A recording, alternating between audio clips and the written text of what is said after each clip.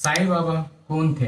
शिरडी के लोग शुरू में साईं बाबा को पागल समझते थे। कोई हिंदू संत सिर पर कफन जैसा नहीं बांधता, ऐसा सिर्फ मुस्लिम फकीर ही बांधते हैं। नमस्कार दोस्तों, साईं बाबा कौन थे? क्या ये भगवान के अवतार है या कोई साधारण मनुष्य है जिसे लोगों ने भगवान बना दिया है?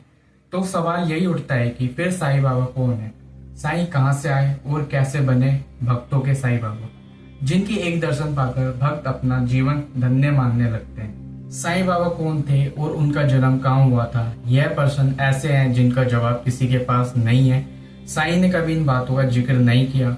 इनके माता पिता कौन थे, इसलिए भी कोई जानकारी उपलब्ध नहीं है। बस एक बार अपने एक भक्त के पूछने पर साईं ने कहा था कि उनका जन्म 28 सितंबर 1836 को हुआ था, इसलिए हर साल 28 सितंबर को साईं का जन्म उत्सव मनाया जाता है। साईं बाबा ने अपने जीवन का एक बड़ा हिस्सा एक पुराने मस्जिद में बिताया, जिसे वह द्वारका माई कहा करते थे। सिर पर सफेद कपड़ा बांधे हुए फकीर के रूप में साईं शिरडी में धूनी रमाए रहते थे। इनके इस रूप के कारण कुछ लोग इन्हें मुस्लिम मानते हैं, जबकि द्वारिका के प्रति श्रद्धा और प्रेम के कारण कुछ लोग इन्हें हिंदू मानते हैं। लेकिन साईं ने कबीर की तरह कभी भी अपने को जाति बंधन में नहीं बांधा।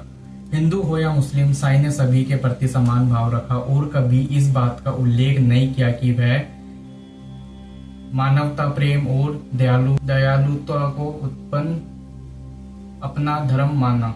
जो भी इनके पास आता उसके प्रति बिना भेदभाव के उसके प्रति कृपा करते। साईं के इसी व्यवहार ने उन्हें शिरडी का साईं बाबा और भक्तों का भगवान बना दिया। हालांकि साईं बाबा का साईं नाम कैसे पड़ा, इसकी एक रोचक कथा है। कहा जाता है कि सन 1854 ई में पहली बार साईं बाबा शिरडी में दिखाई दिए। उस समय बाबा की उम्र लगभग 16 वर्ष थी। शिरडी के लोगों ने बाबा को पहली बार एक नीम के पेड़ के नीचे समाधि में लीन देखा। कम उम्र में सर्दी, गर्मी, भूख, प्यास की भी चिंता किए बगैर बाल योगी को कठिन तपस्या करते देखकर लोगों को बड़ा आश्चर्य हुआ। त्याग और वैराग्य की मूर्ति बने साईं ने धीरे धीरे गांव वालों का मन मोह लिया। कुछ समय शिरडी में रहकर साईं एक दिन किसी से कुछ कहे बिना अचानक वहां से चले गए। कुछ सालों के बाद चांद पाटिल नामक एक व्यक्ति की बारात के साथ साईं फिर शिरडी में पहुंचे। खंडोबा मंदिर के पुजारी मालसापति ने साईं को देखते ही कहा, आए साईं। इस स्वागत संबोधन के बाद से ही शिरडी का फकीर साईं बाबा कहलाने लगे। शिरडी के लोग शुरू में साईं बाबा को पागल समझते थे, लेकिन धीरे धीरे उनकी सती और गुणों को जानने के बाद भक्तों की संख्या बढ़ती गई। साईं बाबा शिरडी के केवल 5 परिवारों से रोज दिन में 2 बार भिक्षा मांगते थे। वे टीन के बर्तन में तरल पदार्थ और कंधे पर टंगे हुए कपड़े की झोली में रोटी और ठोस पदार्थ इकट्ठा किया करते थे। सभी सामग्रियों को वह द्वारका माई लाकर मिट्टी के बड़े बर्तन में मिलाकर रख देते थे।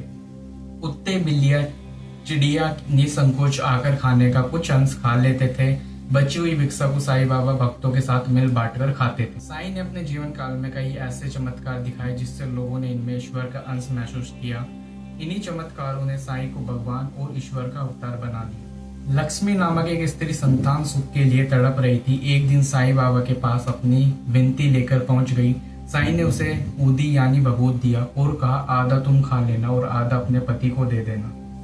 लक्ष्मी ने ऐसा ही किया। निश्चित समय पर लक्ष्मी गर्भवती हुई। साईं के इस चमत्कार से वह साईं को भक्त बन गई और जहां भी जाती साईं बाबा के गुण गाती आई। साईं के किसी विरोधी ने लक्ष्मी के गर्भ को नष्ट करने के लिए धोखे से गर्भ नष्ट करने की दवाई दे दी। इससे लक्ष्मी के पेट में दर्द एवं रक्तस्राव होने लगा। लक्ष्मी साईं के पास पहुंचकर साईं से विनती करने लगी। साईं बाबा ने लक्ष्मी को उदी खाने के लिए दिया। उदी खाते लक्ष्मी का रक्तस्राव रुक गया और लक्ष्मी को सही समय पर संतान सुख प्राप्त हुआ।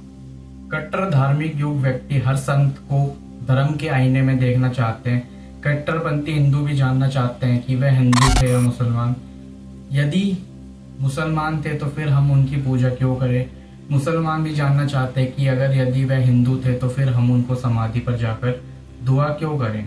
साईं बाबा के बारे में अधिकांश जानकारी श्री गोविंद राम रघुनाथ द्वारा लिखित श्री साई संचरित से मिलती है। मराठी में लिखित इस मूल्य ग्रंथ का कई भाषाओं में अनुवाद हो चुका है। यह साई संचरित साईं बाबा के जिंदा रहते ही 1910 से लिखना शुरू किया। 1918 के समाधिस्थ होने तक इसका लेखन चला।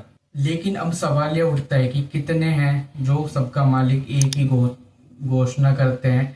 ये देखा गया है कि साई को मानने वाले भी ज्योतिषी तथा कथित बाबा और अन्य लोगों के चक्कर में भटकते रहते हैं।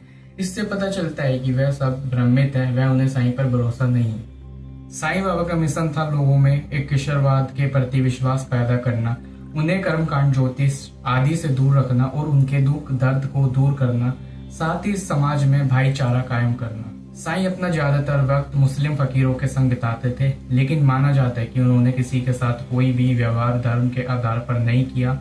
जो लोग साईं बाबा को हिंदू मानते थे वह उनके हिंदू होने का तर्क देते हैं। जैसे बाबा धूनी रमाते थे, धूनी तो सिर्फ शिव और नाथपंथी संत के ही जलाते हैं। बाबा के कान बिंधे हुए थे, कान छेदन सिर्फ नाथपंथियों में ही होता है। यह बाबा हर सप्ताह नाम कीर्तन का आयोजन करते थे, जिससे विठुल कृष्ण के भजन होते थे। बाबा कहते थे ठाकुरनाथ की डंकरपुरी, विठुल की पदरी, रणछोड़ की द्वारिका यही तो है।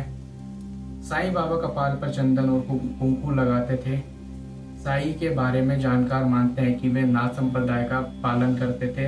हाथ में पानी का कमंडल रखना, धूनी लवाना, हुक्का पीना, कान बिंदवाना और भिक्षा पर ही निर्भर रहना, ये नाथ संप्रदाय के साधु को निशानी है। नाथों में धूनी जलाना जरूरी होता है, जबकि इस्लाम में आग हराम मानी गई है। सिर्फ इस एक कर्म से ही उनका नाथपंथी होना सिद्ध होता है। कुछ लोग साईं को एक मुस्लिम फकीर मानते हैं। वह कहते हैं कि साईं एक तरह ही उन्होंने अपना जीवन यापन किया, इसके लिए वे तर्क देते हैं।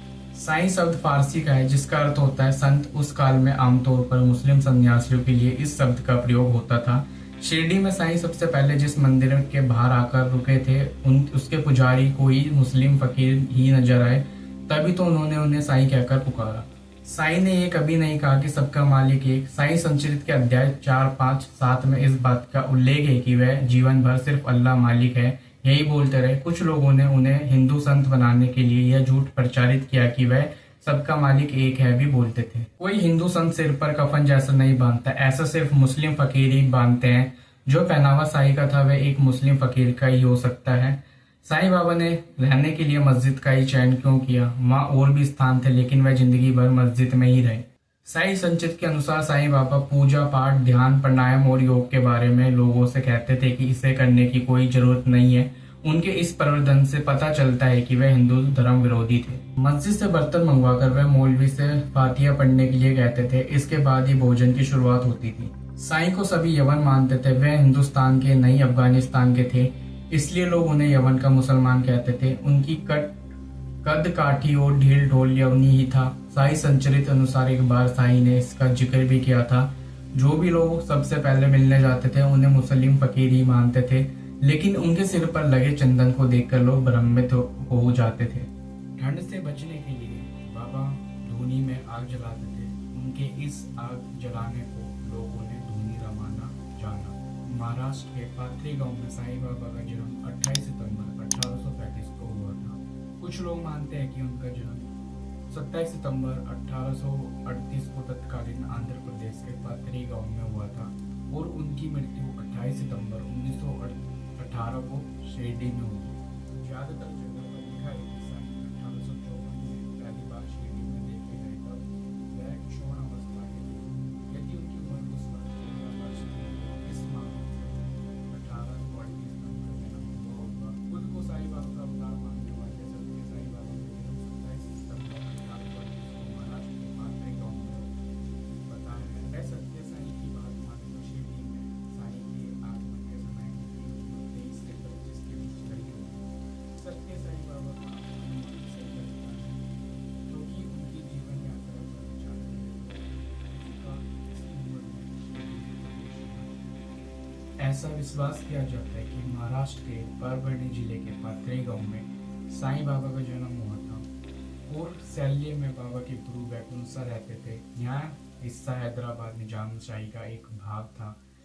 भाषा के आधार पर प्रांत रचना के चलते यह हिस्सा महाराष्ट्र में आ गया, तो अब इसे महाराष्ट्र का हिस्सा माना जाता है। महाभारत काल में पांडवों ने यहाँ अब अश्वमेध यज्ञ किया था। तब अर्जुन अपनी फौज लेकर यहाँ उपस्थित थे। अर्जुन को पार्थ भी कहा जाता है। यही पार्थ बिगड़कर पाथरी हो गया। अब पाथरी व पाथरी कहा जाता है। साईं के जन्म स्थान पात्र पर एक मंदिर बना है। मंदिर के अंदर साईं की आकर्षित मूर्ति रखी हुई है। यह बाबा का निवास स्थान है, जहाँ पुरानी वस्तुएं जैसे बर्तन, घंटी, देवी देवताओं की मूर्तियां रखी हुई हैं। मंदिर के पाठकों के अनुसार यह साईं बाबा का जन्म स्थान है। उनके अनुसार साईं के पिता का नाम गोविंद भाऊ और माता का नाम देवगिरी अम्मा। कुछ हिंदू परिवारों में जन्म के समय 3 नाम रखे जाते थे, इसलिए भीड़ इलाके में उनके माता पिता को सकृत राव और अनुसूया अम्मा भी कहा जाता है। वह यजुर्वेदी ब्राह्मण होकर कश्यप गोत्र के थे। साईं के चले जाने के बाद उनके परिवार के लोग शायद हैदराबाद चले थे और फिर उनका कोई अता पता नहीं चला। शशिकांत शाताराम गडकरी की किताब सदगुरु साई दर्शन अनुसार साई ब्राह्मण परिवार के थे। उनका परिवार वैष्णव ब्राह्मण यजुर्वेदी शाखा और कौशिक गोत्र का था। उनके पिता का नाम गंगा भाऊ और माता का नाम देव की गिरी के 5 पुत्र थे। पहला पुत्र रघुपत भुसारी, दूसरा दादा भुसारी, तीसरा हरिबाबू भुसारी, चौथा अरम्बादान भुसारी और 5वें बालवंत भुसारी थे। साईं बाबा गंगा भाऊ और देवकी के तीसरे नंबर के पुत्र थे। साईं बाबा गंगा भाऊ और देवकी के तीसरे नंबर के पुत्र थे। उनका नाम था हरिबाबू भुसारी।